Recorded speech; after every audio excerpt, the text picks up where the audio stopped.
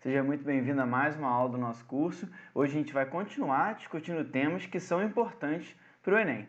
O tema de hoje é o seguinte: o impacto dos influenciadores digitais na formação dos jovens. Aí embaixo coloquei uma fotinho, representando a diversidade dos tipos de vídeos que a gente pode encontrar, a diversidade dos tipos de materiais que a gente tem disponibilizado na internet.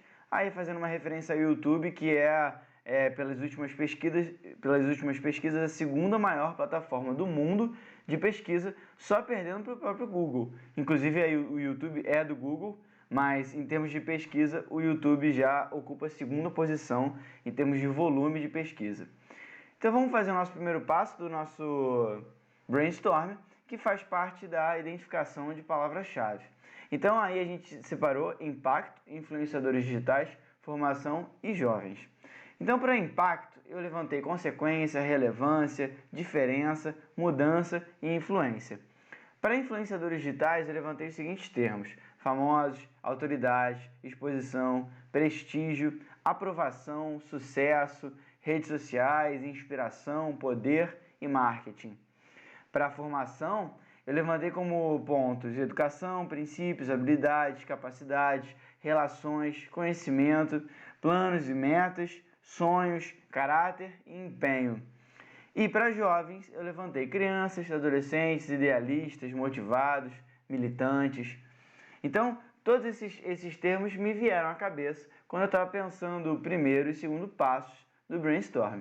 Então, como problemas que eu me inspirei a partir desses pontos, pensando nas grandes áreas, eu levantei as seguintes questões. Eu imagino que sejam as questões que vão ser mais levantadas também por outras pessoas, que é a questão da distorção dos valores em relação ao sucesso, ao entendimento de realização, as influências sobre a questão do corpo e da estética na formação dessas ideias, dessas concepções para os jovens, e também uma outra questão que também é muito relacionada a esse tema, que é a questão do consumismo.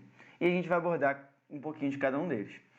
Então, relacionados à distorção dos valores, relacionados ao foco sendo o sucesso, o conceito de realização, eu pensei nas raízes: aprovação social, influência e poder, sem contar o reconhecimento. Então, os pontos que eu quis relacionar aqui foi no seguinte sentido, que o influenciador digital, na posição de uma pessoa que tem influência sobre um grupo, sobre aquelas pessoas que acompanham aquele canal, aquela celebridade, isso passa a noção de que o sucesso está diretamente relacionado à aprovação social, que outras pessoas reconhecem que você sim é uma pessoa de sucesso. Então, é uma transferência do que você considera sucesso. Na verdade, o sucesso ele é muito mais do que isso. E quando você coloca como sucesso sendo simplesmente a aprovação social, a sua capacidade de influenciar outras pessoas, de ter poder em relação à escolha de outras pessoas, isso é achatar o leque de possibilidades que a vida te proporciona, em que, se você vincular a questão da realização ao você ser reconhecido, ser importante você ser reconhecido para você se sentir realizado, isso é uma relação que, na verdade, cria um problema no futuro, porque você está passando informação para aquela pessoa que está formando os seus conhecimentos, as suas noções de planos, está estabelecendo metas, está sonhando do que ela quer conquistar, e ela entende que uma vez que ela consiga atingir essas metas, esses sonhos, que ela vai se sentir realizada, que ela vai conseguir ter sucesso. Então, o problema dos influenciadores digitais nesse processo de formação é distorcer o que significa de fato ter sucesso, de ser uma pessoa realizada. Então, quando eles se inserem nesse contexto de mobilizar milhões de seguidores e terem milhões de milhares de pessoas inscritas num canal e ser reconhecido e fazer disso o sinônimo de sucesso na nossa sociedade, isso gera um problema, porque isso é um funil muito grande e pouquíssimas pessoas vão conseguir, de fato, ter essa sensação de reconhecimento e aprovação social, que nem essas pessoas são taxadas de influenciadores. Poucas são as pessoas que vão ter a capacidade de influenciar outras. E se você vincula isso à sua concepção de sucesso, isso é uma relação muito negativa. Então, aqui eu pontuei 3 fatores que reforçam esse entendimento do que é ser uma pessoa realizada e ter sucesso, que é o marketing, que está por trás dos influenciadores digitais, no sentido de que, na verdade, o marketing alimenta essa necessidade de você ter uma pessoa que influencia outras. As empresas elas passaram a perceber que é muito interessante você investir produtos e marcas e muitas outras coisas nessas pessoas que são capazes de influenciar o poder de decisão, a escolha de outras. Então, quando alguém faz um unboxing, que é um vídeo de tirando da caixa alguma coisa, essa pessoa pode ter sido patrocinada por uma empresa, em que aquilo vai motivar que aquela pessoa que é uma influenciadora, ela vai moldar a opinião de outras pessoas que acompanham esse influenciador sobre aquele produto, sobre aquele serviço.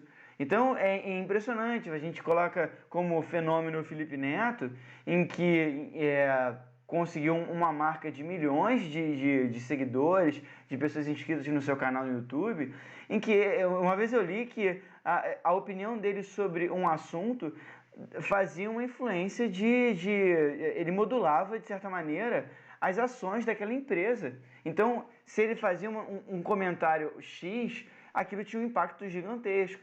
E nem, obviamente, tem todo mundo, vai ser que nem o Felipe Neto.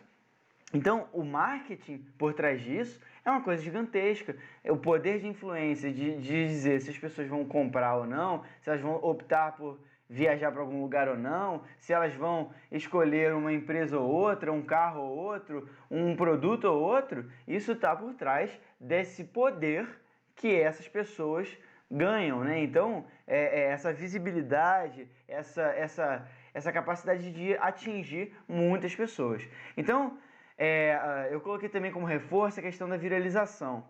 E nessa questão da viralização, eu já queria puxar a questão de um conceito que você certamente já ouviu e eu coloquei no Relacionados, que é a questão do 15 minutos de fama, né? Essa frase, ganhou lá os 15 minutos de fama dele. Essa questão, esse conceito, foi cunhado pelo Andy Warhol, né, que foi um pintor, um produtor cultural, em que, na verdade, ele criticava essa questão da efemeridade das coisas, das coisas serem prontas, serem ágeis, serem padronizadas, serem massificadas e terem uma velocidade em que ele falava, no futuro, e a gente vai ver até daqui a pouco, no futuro todo mundo vai ser mundialmente famoso por 15 minutos. Então, essa noção ela é muito complementar a essa ideia de viralização, em que uma coisa é um surto, a coisa bomba e depois ela morre, ela some completamente, ela viraliza e ela perde força. Então, chega para todo mundo, mas ao mesmo tempo que tem uma força gigantesca, a força dela ela desaparece na mesma intensidade em que ela é difundida para as pessoas. Então, por que eu estou dizendo isso tudo? O que isso tem a ver com sucesso e realização e impacto na formação dos jovens? De você entender que se você vincula seu sucesso à aprovação social, e a gente vive num contexto em que as coisas são muito rápidas, muito efêmeras, muito passageiras, se você vincula sua felicidade, seu sucesso a uma coisa que pode ser passageira, você pode ter uma tendência a ser uma pessoa frustrada. A tendência de formar pessoas que não entendem que a vida é um processo, que a vida é uma sucessão de etapas, em que é muito mais do que aqueles 15 minutos de fama, em que talvez a fama não seja o que você deva buscar, mas sim o que você vai fazer com esse processo, o que você vai fazer durante esse processo.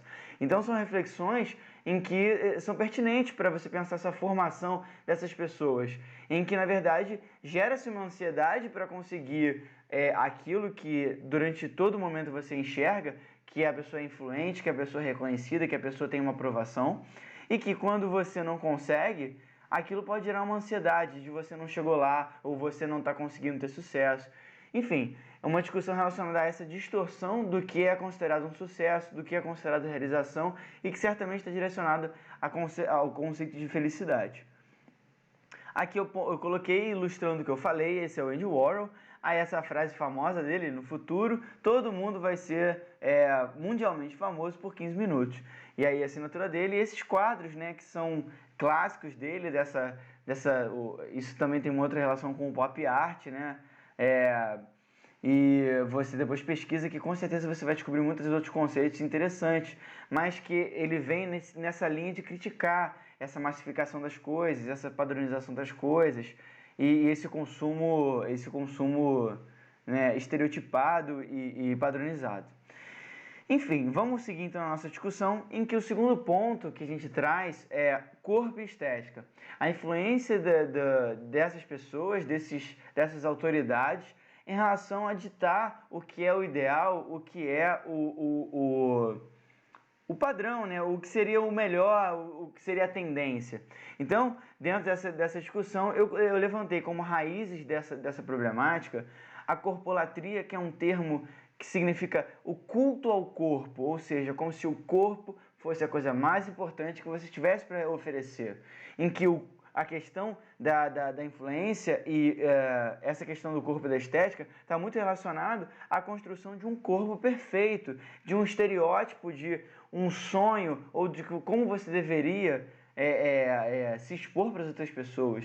Então, ao mesmo tempo que eles te dizem como que você deveria se expor, eles também te ensinam como que você deve julgar as outras pessoas, no sentido de que você está constantemente fazendo reflexões sobre como é a sua aparência, como que você se vê e como você enxerga as outras pessoas e como deveriam as outras pessoas se enxergarem e julgarem as outras. E isso é uma retroalimentação que não tem mais fim. Então, a partir do momento que essas pessoas têm influência, porque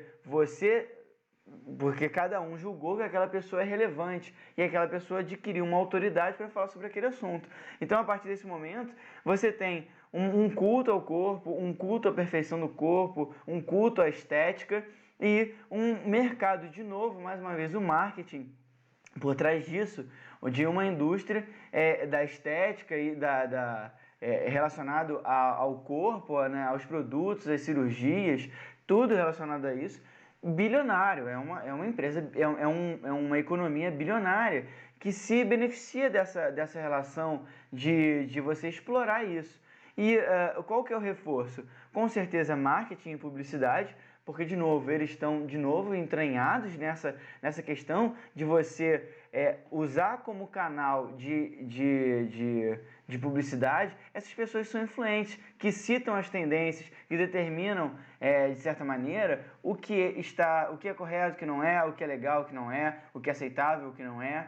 E isso se relaciona muito com outras consequências muito complicadas, que são as seguintes: você se inspirar nessas linhas, muitas vezes você está reforçando estereótipos, em que o influenciador digital ele vai estar, muitas vezes, fazendo jus àquela pessoa que está dando força para que ele faça jus, no sentido de que ele vai conversar ou ele vai falar de acordo com a empresa que está financiando ele, de acordo com a marca que ele está promovendo, de acordo com o que aquela marca defende.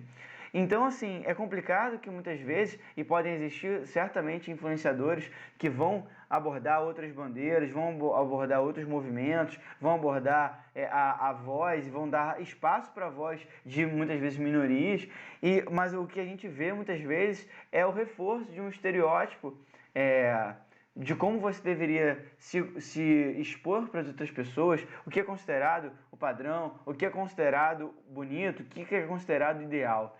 Então, o reforço de estereótipos está relacionado diretamente a como que você vai estar influenciando a formação dessa pessoa de se enxergar pertinente àquela sociedade, que vai se enxergar como parte daquilo. E assim, quando você reforça muitas vezes como você deveria se expor, como você deveria ser, e muitas vezes você não se enquadra naquela concepção do como eu deveria ser, essa diferenciação, essa incompatibilidade gera diversos problemas. Então você pode ter depressão, você pode ter distúrbio alimentar, você pode ter uma busca por uma intervenção de você buscar aquela concepção que foi dada para você do que é uma cor perfeita, o que é uma estética perfeita, De novo, analogamente, antes a gente falou sobre sucesso e realização. Aqui a gente está falando sobre o valor de ser um corpo perfeito, de uma estética perfeita, de uma concepção perfeita, em que você toma aquilo para si como verdade e você fica insatisfeito porque você não se enxerga dentro daquela realidade que foi colocada. E a gente vai falar um pouquinho sobre cada um deles.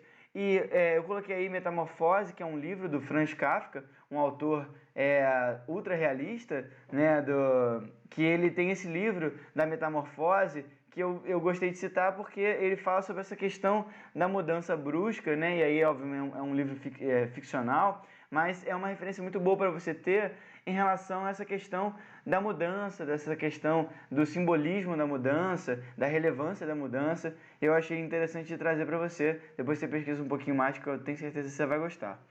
Então, voltando nessa questão da cirurgia plástica, olha esse dado. Cirurgias plásticas em adolescentes crescem 141% em 10 anos.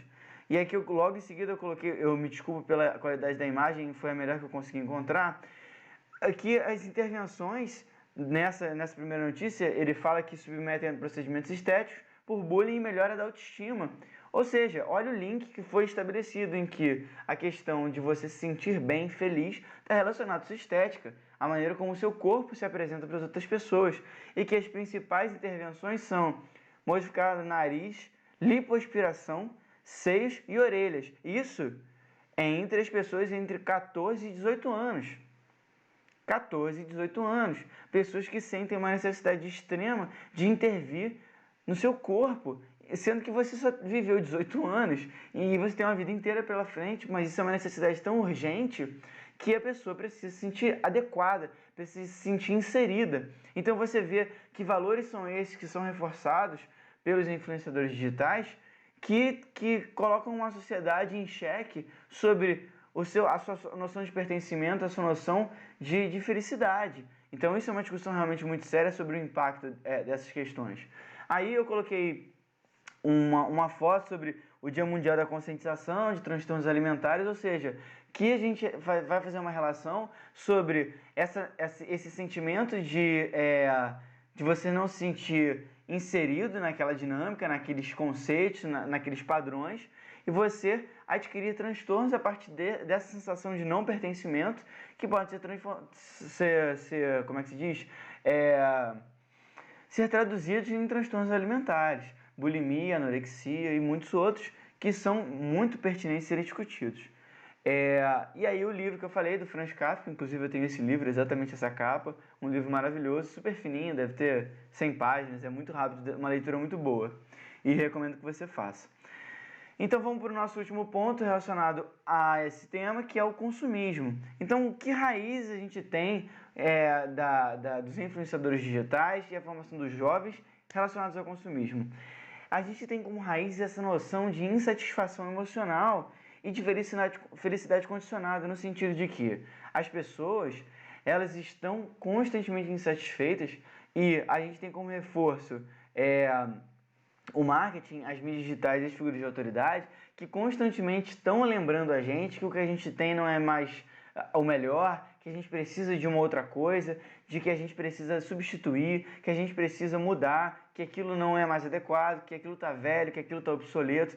E uma necessidade tão louca e tão intensa e tão dinâmica em que a gente constantemente se sente insatisfeito, se sente que a nossa felicidade está condicionada em ter aquele bem que é o do momento. Então, a insatisfação emocional dá lugar e dá espaço para que o consumo satisfaça esse sentimento e tenha nos dê essa noção de felicidade, ainda que muito passageira. Então, quanto mais as coisas são dinâmicas e mais essas modificações elas são mais rápidas de acontecerem, mais a sua felicidade está condicionada à mudança. E mais rápido você vai ser feliz e mais rápido essa felicidade vai ser passageira. Então o marketing ele trabalha muito com essa ideia. Então para você comprar, você tem que sentir essa necessidade para comprar. E você só vai sentir essa necessidade se você der valor para aquilo que está sendo vendido. Então essa noção de que aquela pessoa está mostrando um produto e milhões de seguidores dão valor para o que ela está dizendo, traz essa noção de que o que ela está dizendo faz sentido. E é complicado porque você faz uma comparação. Ora, quem sou eu frente a essa pessoa que tem milhões de seguidores? Será que o que eu acho, em contraste ao que ela acha, vale? Será que eu tenho força para bater de frente? Será que é a minha opinião? Então, se a pessoa não tem uma segurança sobre o que ela acha, o que ela pensa, e ela é influenciada por essas decisões, isso dá força a esse aspecto consumista, essas figuras de autoridade que se colocam numa posição de vender ideias, opiniões, produtos, empresas.